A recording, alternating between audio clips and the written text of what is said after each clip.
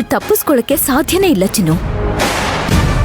ಒಂದ್ ವೇಳೆ ತಪ್ಪಿಸ್ಕೊಳ್ಳೋಕ್ ಪ್ರಯತ್ನ ಪಟ್ಲು ಅಂತ ಅನ್ಕೋ, ಸಾಕ್ಷಿ ಇಟ್ಕೊಂಡು ನಾವು ಅವಳನ್ನ ಲಾಕ್ ಮಾಡ್ಬೋದು. ಈಗ ಸತ್ಯಕ್ಕಿಂತ ಸಾಕ್ಷಿಗೆ ಬೆಲೆ ಚಿನ್ನು. ಸಾಕ್ಷಿನೇ ಎಲ್ರೂ ನಂಬೋದು.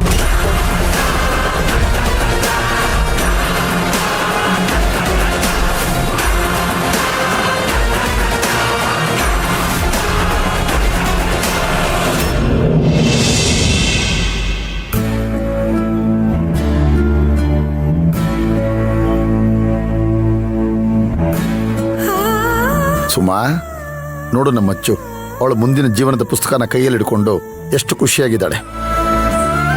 ಹೌದು ಅಚ್ಚು, ಈ ಒಂದ್ ಕ್ಷಣನ ಕಣ್ ತುಂಬ್ಕೋಬೇಕು ಅಂತ ನಾನು ನಿಮ್ಮಣ್ಣ ತಪಸ್ಸೊಂದ್ ಮಾಡಿಲ್ಲ ಅಷ್ಟೇ. ಅಯ್ಯೋ ಸುಮಾ, ಏನ್ ಮಗು ಹತ್ರ ಅಷ್ಟು ದೊಡ್ಡ ದೊಡ್ಡ ಮಾತೆಲ್ಲ ಮಾತಾಡ್ತಾ ಇದ್ದೆ ನೀನು? ಓ, ಹಾಗಾದ್ರೆ ಇಷ್ಟೋ ತನಕ ನೀವ್ ಹೇಳಿದ್ದು ದೊಡ್ಡ ಮಾತಲ್ವಾ?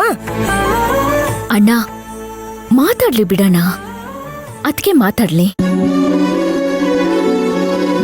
ನೀನ್ ಯಾವಾಗ್ಲೂ ಅದಕ್ಕೆನ ಪೂರ್ತಿ ಮಾತಾಡೋದಕ್ ಬಿಡೋದೇ ಇಲ್ವಲ್ಲ? ಹಾಗೆ ಹೇಳು. ನಿಮ್ಮಿಬ್ರಿಗೂ ಅರ್ಚನನ್ ಮದ್ವೆ ಅಂದ್ರೆ ಎಷ್ಟು ಸಂತೋಷ ಅಲ್ವಾ? ಇಷ್ಟು ಸಂತೋಷನ ಅನುಭವಿಸ್ತೀರಾ ಅನ್ನೋ ಕಲ್ಪನೆ ಕೂಡ ನನಗಿರ್ಲಿಲ್ಲ. ಒಂದೊಂದ್ಸಲ ನಾವಿರ್ತೀವಲ್ಲ, ಆ ಜಾಗದ ಬೆಲೆನೇ ನಮ್ಗೆ ಗೊತ್ತಾಗಲ್ಲ. ಇನ್ನೊಬ್ರು ನಮ್ನ ನೋಡುವಾಗ ಅವ್ರ ದೃಷ್ಟಿ ಹೇಳುತ್ತಲ್ಲ, ಆಗ ಗೊತ್ತಾಗುತ್ತೆ ಅದ್ರ ಬೆಲೆ ಏನು ಅಂತ. ಅಮ್ಮ, ಅದನ್ ಬಿಡು, ಮದ್ವೆ ಹತ್ರ ಬಂದ್ಬಿಡ್ತಿ, ಯಾಕೆ ಅವೆಲ್ಲ ಮಾತಾಡಕ್ ಹೋಗ್ತೀಯಾ? ಸರಿ, ನೀನು ಪತ್ರಿಕೆ ತಗೊಂಡೋಗಿ ನಿಮ್ ಫ್ರೆಂಡ್ಸ್ಗೆಲ್ಲ ಕೊಟ್ಬಿಡು. ಸುಮಾ, ಹಾರಿ, ನಾನು ಕೆಲವರಿಗೆ ಪತ್ರಿಕೆ ಕೊಟ್ಬಿಡ್ತೀನಿ, ನೀನು ನಿಮ್ ಸ್ವಂತದವ್ರಿಗೆಲ್ಲ ಪತ್ರಿಕೆ ಕೊಟ್ಬಿಡು, ಸರಿನಾ? ರೀ, ಪತ್ರಿಕೆ ಹಂಚ್ಬೇಕು ನಿಜ, ಆದ್ರೆ ಒಬ್ಬೊಬ್ರೆ ಹಂಚಿದ್ರೆ ಏನ್ ಚೆನ್ನಾಗಿರುತ್ತೆ?